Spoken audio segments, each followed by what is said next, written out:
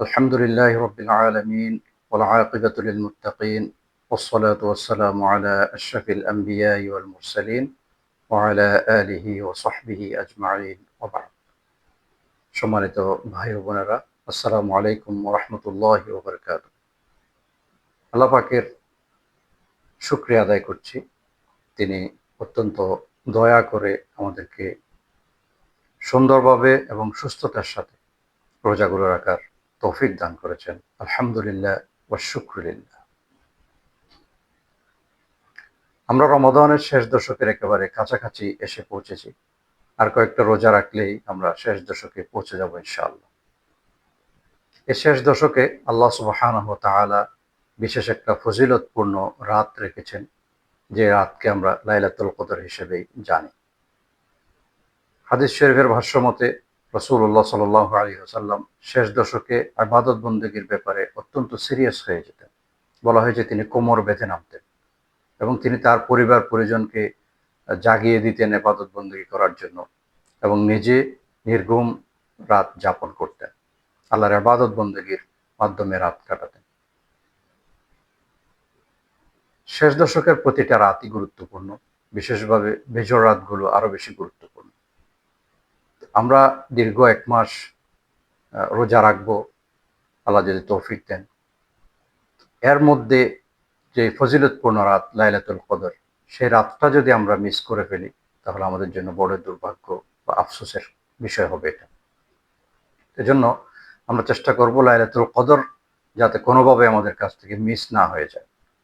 তো আমরা সেটা কিভাবে তালাশ করব বা কি আমল করলে আমরা লাইলাতুল কদর থেকে বঞ্চিত হব না, সে বিষয়ে ওলামায়ে কেরামের যে পরামর্শ তার আলোকে কিছু বিষয় আপনাদের সাথে শেয়ার করব ইনশাআল্লাহ।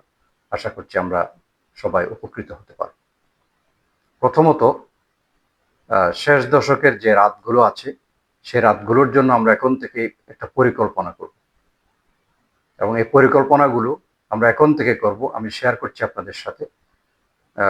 1 নম্বরে আমরা শেষ দশকের প্রতিটা রাতে কিছু না কিছু দান করার চেষ্টা করব ইনশাআল্লাহ। সেটা হোক 1 টাকা, হোক 10 টাকা, 5 টাকা, আমাদের সামর্থ্য অনুযায়ী। আমরা রমাদানে যে দান করার টার্গেট রেখেছি সেখান থেকে হতে পারে, অথবা আমরা ইতিমধ্যে যদি দান করে ফেলি তো বাড়তি কিছু টাকা আমরা বাজেট করব ইনশাআল্লাহ, যে প্রতি রাতে আমার সামর্থ্য কত আমি দিতে পারবো। অন্তত 1 টাকা। আমার সামর্থ্য নাই, আমি 10টা টাকা রাখলাম, 1 টাকা 1 টাকা 1 টাকা করে প্রতি রাতে দিব।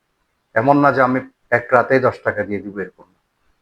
যাতে আমার ওই একটা টাকা কোনো না কোনো রাতে লাইলাতুল কদর তো হবে, সেই রাতে যেন আমার কিছু দান হয়ে যায়। এজন্য আমরা আমাদের দানের টাকাগুলোকে 10টা বা 9টা ভাগে ভাগ করে রাখবো। যদি আল্লাহ 10 রাত দেন তাহলে তো আলহামদুলিল্লাহ, আর যদি 9 রাত দেন তাও আলহামদুলিল্লাহ। তো 30 বা 29 যাই হোক না কেন, আমরা এই টাকাগুলো ভাগ করে রাখবো। ভাগ করে রাখার পরে আমরা প্রতি রাতে সেখান থেকে অল্প অল্প দান করব, যাতে লাইলাতুল কদরের যে ফজিলতপূর্ণ যে রাত, সেই রাতে আমার কিছু না কিছু দান হয়ে যায়। তো প্রিয় ভাই বোনেরা, চিন্তা করে দেখুন যে আমার দানটা কিন্তু লাইলাতুল কদর পাচ্ছে। তাহলে 10 দিনে আমি যদি ভাগ করে সেভাবে 1 টাকা 2 টাকা বা 5 টাকা প্রতি রাতে যদি দান করি, তাহলে কোনো না কোনো রাতে আমার দানটা লাইলাতুল কদরকে পেয়ে যাচ্ছে এবং আমার দানটা ফজিলতপূর্ণ হয়ে যাচ্ছে। সুবহানাল্লাহ। 2 নম্বরে আমরা আহ, বেশি বেশি নফল নামাজ পড়ার চেষ্টা করব সাধ্য অনুযায়ী, বিশেষ করে তাহাজ্জুদের নামাজ। যারা কর্মব্যস্ত ভাই বোনেরা আছেন, অফিস করেন অথবা ব্যবসা বাণিজ্য নিয়ে দিনে রাতে ব্যস্ত থাকেন, আমরা চেষ্টা করব অন্তত 2 রাকাত তাহাজ্জুদের নামাজ পড়ার জন্য। আমরা তো সেহরি খেতে উঠবো, তো সেখানে সময় করে আমরা অন্তত 2 রাকাত প্রতি রাতে, কোনো রাত আমরা মিস করব না ইনশাআল্লাহ, প্রতি রাতে অন্তত 2 রাকাত আমরা নফল নামাজ পড়ার চেষ্টা করব ইনশাআল্লাহ, যাতে লাইলাতুল কদর লাইলাতুল কদরের যেই রাত হবে, কদরের যে রাত হবে, সে রাতে যেন আমার অন্তত 2টা রাকাত নফল নামাজ থাকে, 2 রাকাত তাহাজ্জুদের নামাজ আমার থাকে। 3 নম্বরে আমরা সাধ্য অনুযায়ী কোরআন তেলাওয়াত করার চেষ্টা করব। তো যারা বেশি কোরআন তেলাওয়াত করতে পারবো না, অথবা অনেক বেশি সূরা আমরা জানি না, বেশি তেলাওয়াত করতে পারি না, তারা অন্তত আমাদের জানা সূরাগুলো তেলাওয়াত করব। সূরা ইখলাস আছে, সেটা তেলাওয়াত করব ৩ বার, ৯ বার বা এভাবে আমাদের সাধ্য অনুযায়ী তেলাওয়াত করব। সূরা ইয়াসিন আছে। আমাদের সহজ যে সূরাগুলো আমরা পারি, আমরা অন্তত সেগুলো প্রতি রাতে তেলাওয়াত করার চেষ্টা করব। আর কন্টিনিউয়াসলি যারা তেলাওয়াত করছেন, খতম করছেন তারা তো করবেনই। যারা পারবো না তারা অন্তত কিছু না কিছু সূরা, কোনো না কোনো সূরা আমরা ইনশাআল্লাহ প্রতি রাতেই তেলাওয়াত করব।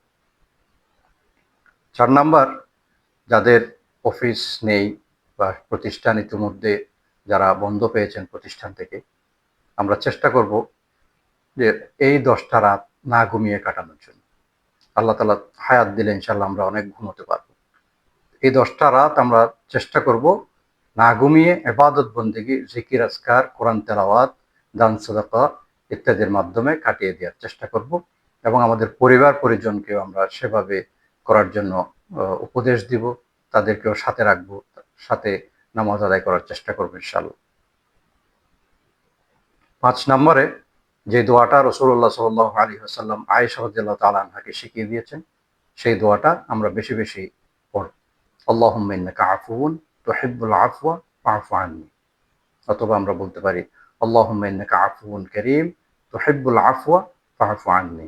আমরা বেশি বেশি এই দোয়াটা পড়ব ইনশাআল্লাহ এই ১০ রাতে। ৬ নাম্বার, আমরা প্রতিটা নামাজ জামাতে আদায় করার চেষ্টা তো করবই, বিশেষভাবে মাগরিব, এশা এবং ফজর। এই নামাজগুলোর জামাত যেন কোনোভাবে তরক না হয়ে যায়, আমরা চেষ্টা করব ইনশাআল্লাহ সর্বোচ্চ। কারণ আরবি মাস শুরু হয় রাত থেকে, সেই হিসাবে ইফতারের পর মাগরিব নামাজটা কিন্তু শুরু হয় আরবি তারিখ অনুযায়ী। তো সেই হিসাবে আমরা ইনশাআল্লাহ চেষ্টা করব যে আমার কদরের যেই রাত, সেই রাতে আমি যদি মাগরিব, এশা, ফজর এবং তারাবি এগুলো জামাতে যদি আমরা আদায় করতে পারি, তাহলে ইনশাআল্লাহ সারা রাত ইবাদতের একটা সওয়াব আমার আমলনামায় যোগ হয়ে যাবে।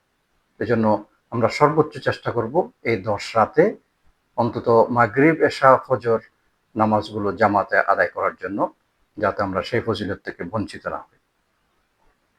৭ নম্বরে, যারা পারবো, আমরা সামর্থ্য আছে, সুযোগ সুবিধা আছে, আমরা চেষ্টা করব ইতিকাফ করার জন্য। ইতিকাফের অনেক বেশি ফজিলত। এটা একটা রাসূলুল্লাহ সাল্লাল্লাহু আলাইহি ওয়াসাল্লামের অন্যতম একটা সুন্নাহ।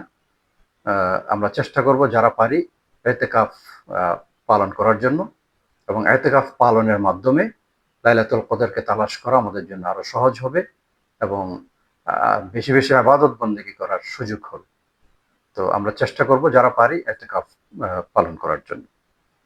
৮ নম্বরে, আমরা বেশি বেশি দুরূদ পাঠ করব এবং বেশি বেশি ইস্তেগফার করব। দরুদ শরীফ পাঠের ফজিলত এটা বর্ণনা করে শেষ করা যাবে না।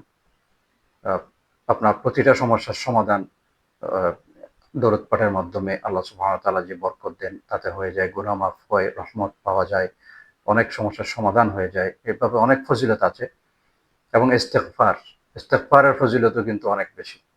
তো আমরা এই রাতগুলোতে বেশি বেশি চেষ্টা করব দরুদ শরীফ পাঠ করার জন্য, ইস্তেগফার করার জন্য, বিশেষ করে সাইয়্যিদুল ইস্তেগফার আল্লাহুম্মা আনতা রাব্বি লা ইলাহা ইল্লা আনতা খালাকতানি, এটা আমরা পড়ব। একেবারে না পারলে আস্তাগফিরুল্লাহ, আস্তাগফিরুল্লাহ অথবা আস্তাগফিরুল্লাহাল্লাযী লা ইলাহা ইল্লা হুয়াল হাইয়ুল কাইয়্যুম ওয়া আতুবু ইলাইহি।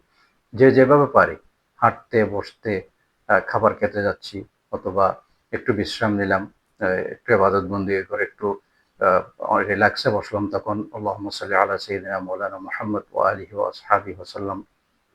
এভাবে আমরা দরুদ, ইস্তেগফার, তওবা এগুলোর বেশি বেশি করে করার চেষ্টা করব এই ১০টা রাতে ইনশাআল্লাহ। এবং ৯ নম্বরে, সর্বোপরি আমাদের যে গোল, জান্নাত পাওয়া এবং জাহান্নাম থেকে মুক্তি পাওয়া। এজন্য আমরা আল্লাহর কাছে বেশি বেশি করে বেশি বেশি করে দোয়া করব ইনশাআল্লাহ।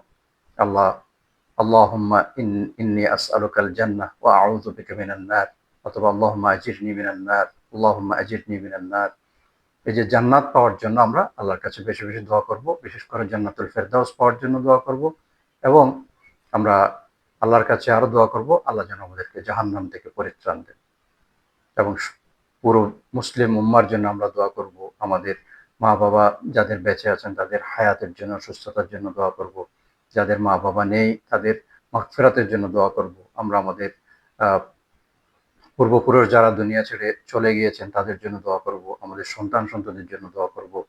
আমরা দোয়া এবং ইবাদত, জিকির, আজকারের মাধ্যমে এই রাতগুলো পালনের চেষ্টা করবো ইনশাআল্লাহ। আল্লাহ তাআলা আমাদের সবার জন্য সহজ করে দিন। আল্লাহ তাআলা আমাদের সবাইকে তৌফিক